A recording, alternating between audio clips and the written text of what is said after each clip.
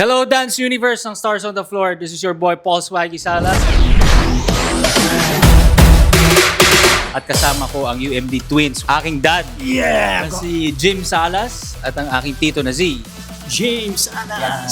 Sa mga hindi po nakakaalam, kambal sila, halata naman.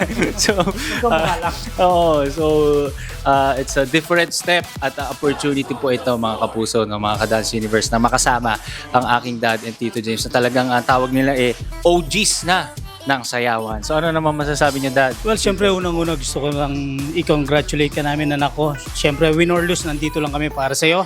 Alam namin kayang-kaya mo yan. Hindi ko akalain na talagang dati ganito lang siya, yung kalit, and then ngayon mas sa atin. Sa amin.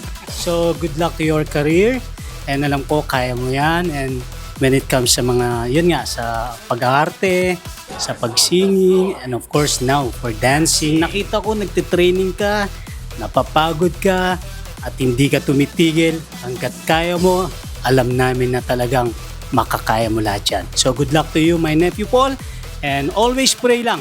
Kung hindi para sa'yo, okay lang yan. Meron pang ibibigay na mas higit pa sa'yo si Lord. At good luck, alam ko kaya mo yan. So ayun mga ka-Dance Universe, nakita nyo ang mga heartfelt message nila. Ayan.